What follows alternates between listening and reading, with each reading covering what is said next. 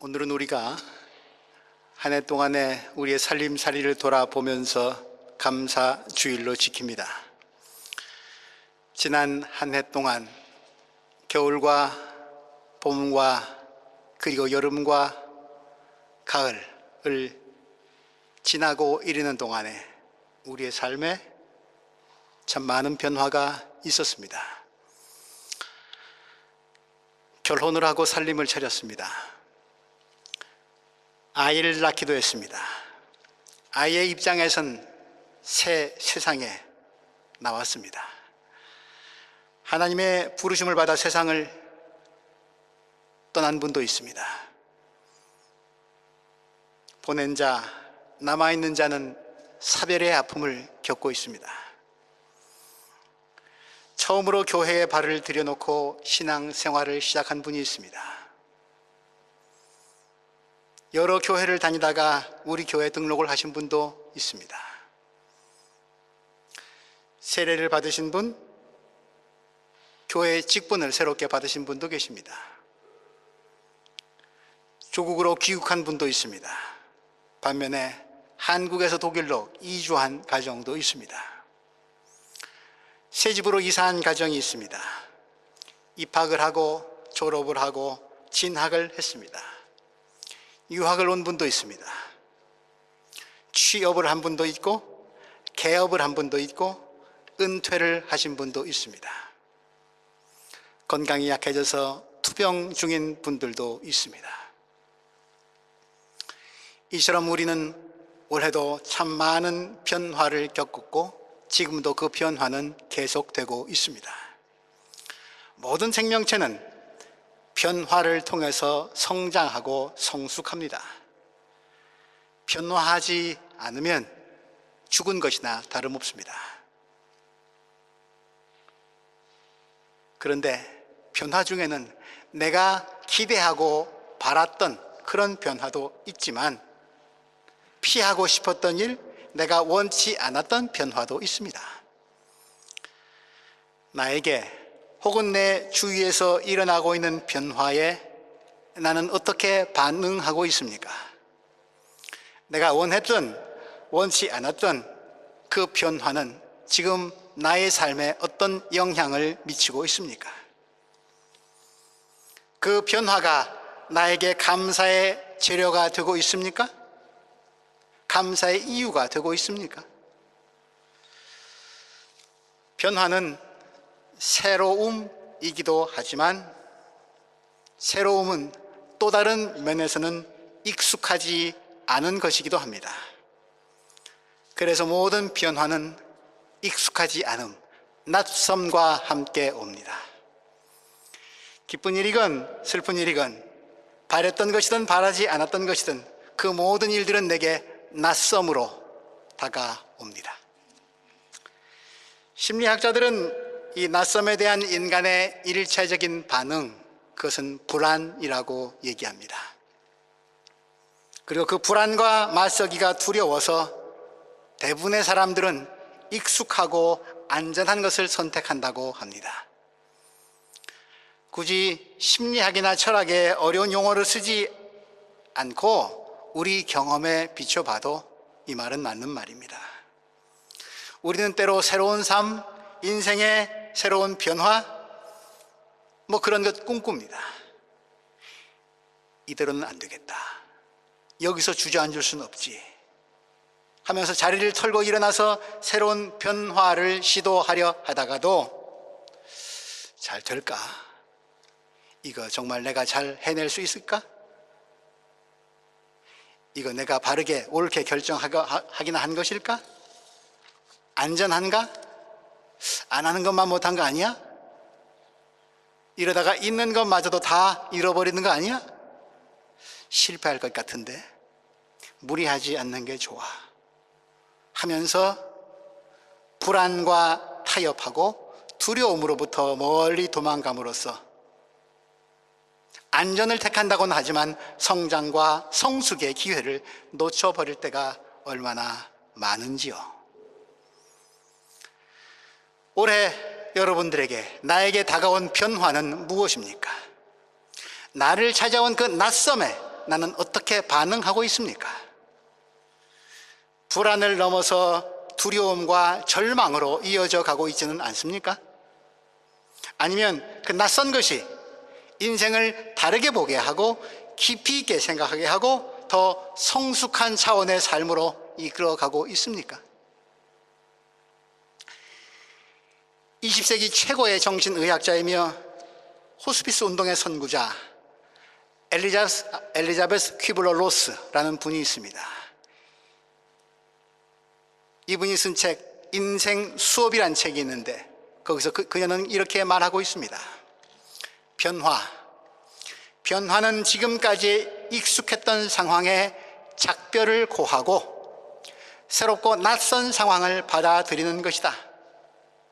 우리를 불안하게 하는 것은 그 상황의 낯설음이나 익숙함이 아니라 그 중간에 존재하는 시간이다. 암을 2번이나 극복한 여류 작가 로니 카예라는 분이 있습니다. 이분이 자신의 투병 과정을 이렇게 회상합니다.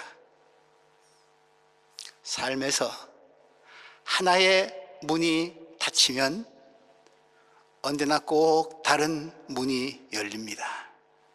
그런데 그 닫힌 문과 열린 문, 그 문과 문 사이의 복도는 매우 좁고 길더군요. 우리는 오늘 추수감사주일 예배를 드리고 있습니다. 우리 가운데 나는 원치도 않았는데 어느 날 갑자기 닫혀져 버린 문, 두드려도 열리지 않는 문, 그 문 앞에서 가슴을 치며 아파하고 있는 분이 계십니까? 그런 분들에게 감사주일, 남의 말이고 사치스럽게 들릴 것입니다. 엘리자베스 퀴블러-로스의 말을 다시 인용해 봅니다. 변화는 대개 지금까지의 문이 닫히는 것으로 시작되는데 그 문들의 이름은 끝, 완성, 혹은 이별, 혹은 죽음입니다. 그런 다음에 우리는 불안정한 시기 속으로 들어갑니다. 이 시간은 닫혀진 문을 보고 슬퍼하면서 다음에 무슨 일이 일어날지 모르는 불확실한 시기입니다. 이 시기가 가장 힘이 드는 때입니다. 로니 카예가 얘기한 긴 복도를 지나는 시간이겠죠. 실패, 질병, 이별, 죽음이라고 하는 명패가 붙어있는 닫힌 문, 싸늘한 문, 나를 외면하는 것만 같은 문, 그 문 앞에서 후회하고 가슴 아파 눈물 흘리며 통곡할 때 그 어둡고 좁고 험하고 불확실하고 긴 복도를 지나가기가 더 이상 견디기가 힘들다고 느끼는 바로 그때가 새로운 일이 지금 막 일어나고 있는 때이다. 새로운 시작의 문이 열리는 때이기도 하다. 엘리자베스 얘기는 이 속뜻을 갖고 있습니다. 시각과 청각장애, 이중장애를 극복한 헬렌 켈러 여사 잘 아시죠? 그는 장애를 극복했을 뿐 아니라 사회운동과 인권운동가로도 정상인들 눈뜨게 만들고 귀 열게 만들었습니다. 그녀가 이렇게 말합니다. 뒤돌아보지 않으면 내 등 뒤에 열려있는 문을 결코 볼 수 없습니다. 상황이 너무 답답할 때, 힘들 때, 내 앞에 아무것도 안 보일 때, 그런데 변화는 꼭 필요하다고 생각할 때, 그때 한쪽만 보지 말고 다른 쪽을 보라는 말이죠. 그렇습니다. 하나님은 한쪽 문을 닫으실 때 다른 쪽 문을 반드시 열어 놓으십니다. 우리는 사르밧 과부의 밀가루 한 줌과 기름 몇 방울이, 마지막 남은 음식 한 스푼이 어떤 과정을 거쳐 먹어도 떨어지지 않고 마르지 않게 되었는지를 알고 있습니다. 그녀는 이제 나는 죽음의 문으로 들어간다 라고 그렇게 생각하고 그렇게 될 줄 알았지만 하나님은 다른 쪽의 문, 생명의 문으로 그녀를 옮겨 놓으셨습니다. 우리는 사울에게 쫓겨 도망다니던 다윗이 위기의 때마다 죽음의 고비마다 어디를 바라보았는지 알고 있습니다. 내가 눈을 들어 산을 본다. 내 도움이 어디서 오는가? 나의 도움은 하늘과 땅을 천지를 지으신 하나님에게서 온다. 시편 121편의 고백입니다. 사방이 막혀 있을 때, 앞뒤 좌우가 막혀 있을 때 다윗은 위를 올려다 받고 하나님은 위에서 하늘의 은혜의 문을 열어주셨습니다. 우리는 실수, 실패, 질병, 죽음, 이별, 사별이라고 하는 닫혀진 문 앞에서 슬퍼하고 후회하고 억울해하고 분노하고 탄식하느라 여전히 열려있는 문 혹은 새롭게 열린 문을 보지 못하는 경우가 많은 것 같습니다. 준비 많이 했지만 시험에 실패하신 분 있습니까? 열심히 일했지만 재산을 잃어버리신 분 계십니까? 건강이 약해진 분 계십니까? 사랑하는 사람을 더 이상 이 땅에서 만날 수 없게 되셨습니까? 내 인생에 변화라고 하는 이름의 손님이 찾아온 때입니다. 낯선 손님입니다. 맞아들이기가 꺼림칙합니다. 싫습니다. 내가 왜 이런 손님을 굳이 만나야 하나 싶습니다. 그러나 그 낯선 손님, 나를 찾아온 손님, 지레 겁먹고 불안해서 두려워서 도망가거나 숨지 마시기 바랍니다. 맞아들이십시오. 오히려 끌어안으십시오. 그때 비로소 새로운 문이 보입니다. 우리는 오늘 세 곳의 본문을 읽었습니다. 먼저 이사야서 58장 10절 이하의 말씀, 저는 이 말씀의 속뜻을 이렇게 풀어보고 싶습니다. 너의 삶이 네가 보기에도 참 형편없이 초라해져서 너 자신에게도 조차 정성을 쏟기가 싫을 때, 너 자신도 너한테 정성조차 쏟지 못할 때, 바로 그때가 오히려 굶주린 사람, 내 옆에 있는 굶주린 사람에게 정성을 쏟으며 불쌍한 자의 소원을 충족시켜 줄 때다. 그리하면 네가 지금 밤속에서 불안해하고 떨고 있는데 너의 밤이 두렵지 않을 것이고, 더 이상 오히려 어둠에 사로잡히는 사람들에게 빛이 될 수 있을 것이다. 아니, 저는 좀 더 적극적으로 이렇게까지 풀어보고 싶습니다. 지금 어둠 속에서 닫힌 문을 붙들고 울고 있는 사람아, 지금이야말로 내 곁에 굶주린 사람이 보일 때이고, 울고 있는 사람의 눈물의 이유가 보일 때이고, 불쌍한 자의 소원이 무엇인지 알 수 있는 때다. 문을 열어라. 열고 너의 정성을 쏟아 그들을 맞이해라. 그들을 찾아가 문을 두드리고 그들의 소원을 들어주어라. 그러면 나 주 하나님이 너를 친히 인도할 것이다. 바로 그때 메말라가던 너의 영혼은 물된 동산처럼 될 것이고, 너의 뼈 마디에는 원기가 솟아나게 될 것이다.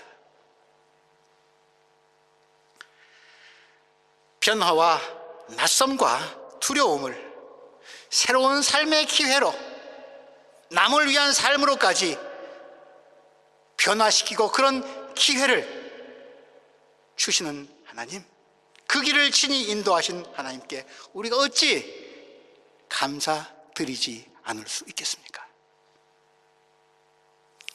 마태복음 6장 31절 이하의 말씀입니다. 우리의 두 번째 본문입니다. 너희는 먼저 하나님의 나라와 그의 의의를 구하라. 너무나도 친숙한 말씀입니다. 그런데 참 행하기가 어려운 말씀이기도 하죠. 그런데 저는 이 말씀을 다시 묵상하면서 이런 깨달음이 제 뒤통수를 쳤습니다. 우리 언제 무엇을 먹을까 마실까 입을까 걱정하게 됩니까? 선택할 수 있는 것들이 많은데 그 중에 무엇인가를 선택해서 먹고 마시고 입는 게 아니라, 무엇을이 아니라 무엇이라도 어떻게라도 입고 먹어야만 하는 사람들이 있습니다. 예수님은 그런 삶의 상황, 절대 빈곤에 처해 있는 가난한 사람들에게 걱정 말고 하늘에서 내리는 이슬이나 먹고 살아가라 라고 말씀하시는 것이 결코 아닙니다. 무엇을 먹을까? 이거 먹을까? 저거 마실까? 이거 괜찮아 보여? 하면서 무엇을 먹을지 마실지 입을지 고민하고 걱정까지 하는 사람들은 내가 누리고 있는 것, 가지고 있는 것, 소유에서 만족을 느끼고 행복을 찾는 사람들입니다. 이거 먹을까? 저거 먹을까? 무엇을 먹을까? 무엇 입을까? 걱정하는 사람들은 잘 사는 사람들이거나 살만한 사람들이죠. 그들이 소유에, 가지는 것에 집착하면 집착할수록 물질은 그들을 더불어 살아가야 할 동료 인간을 보지 못하게 하고 동료 인간으로부터 분리시키고 나아가서 하나님으로부터도 멀리 떨어지게 합니다. 종래는 마침내 물질은 우상이 되어서, 그에게 우상이 되어서 사람과 사람을, 그리고 사람과 하나님을 갈라놓게 됩니다. 지금 우리가 겪고 있는 이 세상 가득한, 도처에 가득한 폭력과 전쟁과 죽음과 공포는 더 맛있는 거 먹고 싶고, 더 취하는 것을 마시고 싶고, 더 멋진 것을 입고 싶어서 혈안이 된 사람들, 물질이라는 우상의 노예가 된 사람들, 그들이 무엇이라도 어떻게라도 먹고 입어야 할 사람들의 피를 뽑으면서, 피를 빨아먹으면서 버리는 굿판 아닙니까? 나만 더 먹으려다가 모두 같이 망하는 죽음의 길로, 죽음의 문으로 들어가지 말고 돌이켜라. 돌이켜서 너 주위에 굶주리고 불쌍한 이웃들 보고 그들과 함께 더불어 먹고 마시라. 주님은 지금 그 말씀하고 계시다. 그런 깨달음이 왔습니다. 그렇게 더불어 나누어 입고 먹고 마시면, 그러면 네가 빼앗길까 봐 걱정돼서 움켜잡으려 하지만, 잡으려 하면 잡으려 할수록, 쌓아놓으면 쌓아놓을수록 더 커져가는 불안과 근심과 두려움으로부터 해방될 것이다. 그 말씀입니다. 그것이 바로 하나님의 나라와 하나님의 의를 구하는 삶이라는 말씀입니다. 들의 꽃과 공중의 새를 입히시고 먹이시는 것처럼 우리 하나님은 무엇이라도 어떻게라도 입고 먹어야 할 사람들, 그 헐벗고 굶주린 이 땅의 가난한 사람들의 필요를 만일 사람들이 돌보지 않으면 하나님께서 친히 돌보아 주실 뿐 아니라 물질의 우상으로부터도 자유케 노예가 된 우리를 그 우상으로부터 자유케 하시고자 하시는 이 참 자유와 해방의 하나님께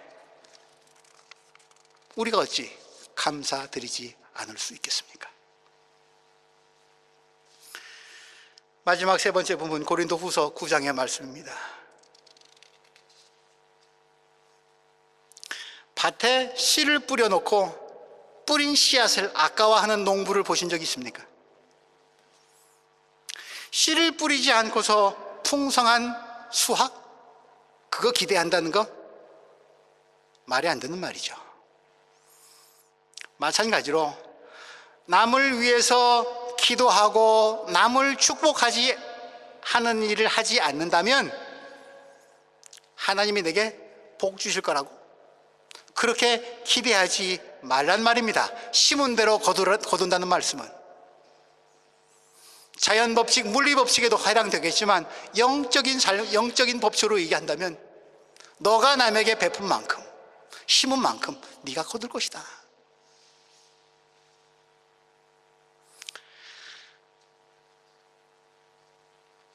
욥이 자신의 정당성을 주장하면서 이런 말을 남깁니다. 욥기에 있는 말씀입니다. 욥기 39절. 땅에서 나는 소산을 공짜로 먹으면서 정작 곡식을 기른 농부를 굶겨 죽이는 일이 있게 해서는 안 됩니다. 이런 일이 있으면 안 되죠. 일은 누가 하고 땀은 누가 흘리고 먹고 배두리는 건 누구고 남의 눈에 피눈물 나게 하는 일이 있어서는 안 되죠. 그런데 정말 그래서는 안 되는 일이 을에 그래도 되는 일로 둔갑해 버린 지 이미 오래된 갑과 을의 세상에서 그리스도인들, 우리 그리스도인들 정말 정직한 수고해야 합니다. 땀 흘려 일해서 먹어야 합니다. 그리고 그 먹는 것조차도 이웃 사람들 눈치 좀 살피면서 먹어야 합니다. 이의 결과가 나만이 아니라 다른 사람에게도 기쁨을 가져다 줄 때, 내 창고만이 아니라 내 배만이 아니라 함께 땀 흘린 모든 사람의 창고 또한, 그들의 배 또한 채워질 때 그 추수는 진짜 가치가 있습니다. 그렇게 뿌릴 때만이 하나님은 나의 밭에서 내가 쓸 것들, 내게 필요한 것들을 넉넉하게 공급해 주실 것입니다. 내가 쓸 것입니다. 필요할 것들 공급해 주신다고 했습니다. 내가 원하는 대로 다 주신다는 말씀이 아닙니다. 우리의 주의를 기울일 수 있기 바랍니다. 내가 꼭 필요하고 네가 써야 할 것들, 그거 공급해 주신다고 넉넉하게. 이게 그리스도인들의 뿌림과 거둠, 하나님 나라의 파종과 추수의 원리입니다. 그리고 이것이 다름 아닌 하나님의 은총입니다. 하나님의 이 넉넉한 은혜는 쓸 것을 풍성하게 공급해 주신 하나님의 은혜 속에는 나로 하여금 선한 일을 해라, 착한 일 많이 해라 라고 하는 당신의 속뜻이 담겨 있습니다. 나뿐 아니라 남을 위해서 씨를 뿌리라는 얘기입니다. 아시시의 성 프란시스코는 이렇게 기도했습니다. 우리는 드리는 중에 받게 됩니다. 드리는 것이 받는 것보다 유익합니다. 왜냐하면 우리가 자원하는 마음으로 드릴 때 하나님은 우리 능력의 진정한 한계와 범위를 깨닫게 하시고 우리를 강하게 하시고 삶의 영역을 더 넓혀주시기 때문입니다. 한계를 깨달았는데 영역이 넓혀진답니다. 이게 무슨 기도입니까? 뿌리지도 않았는데 남이 뿌린 거 착취해서 가지려고만 할 때, 그 거짓과 탐욕에는, 우리 잘 알지만 우리의 거짓과 탐욕에는 한계선이 없습니다. 욕망과 변명이 무한대로 늘어나기 때문에 거기에는 하나님이 들어오실 틈바구니가 전혀 없습니다. 그러나 내가 가진 것 뭐 있겠습니까? 그런데 그럼에도 불구하고 내게 있는 것을 남을 위하여 뿌릴 때는 뭐 별로 가진 게 없으니까 내 힘으로 감당할 수 있는 한계가 금방 들통나고 드러나게 되고 맙니다. 여기까지입니다. 제 능력. 고백하게 됩니다.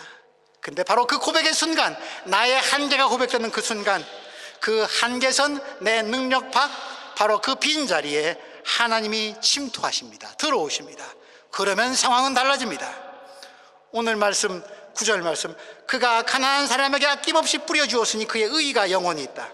남을 위한 뿌림, 남을 위한 사랑은 하나님 나라에 들어가는 의로움으로까지 인정받게 됩니다.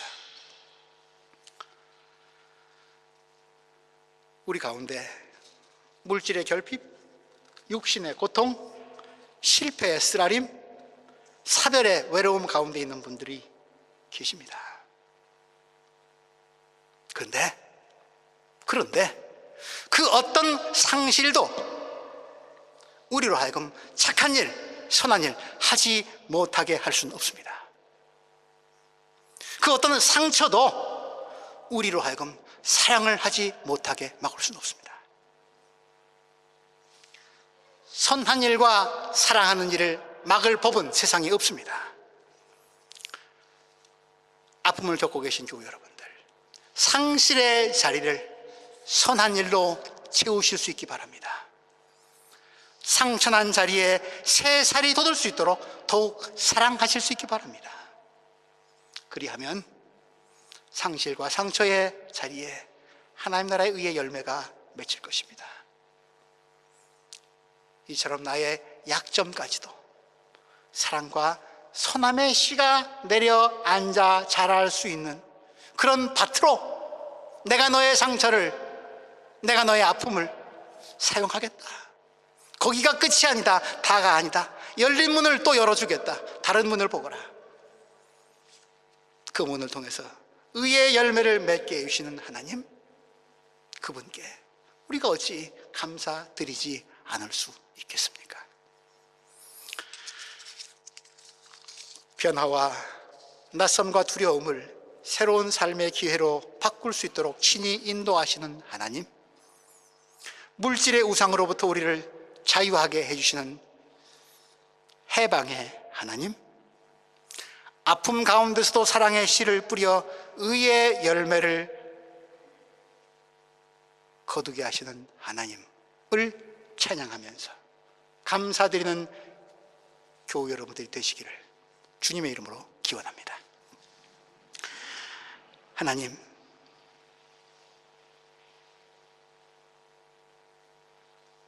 뭐 감사드릴 게 있어야 감사드리죠. 우리 사실 다 그런 마음들이 더 많습니다. 내 삶이 이 지경인데, 이렇게 못나고 초라한데,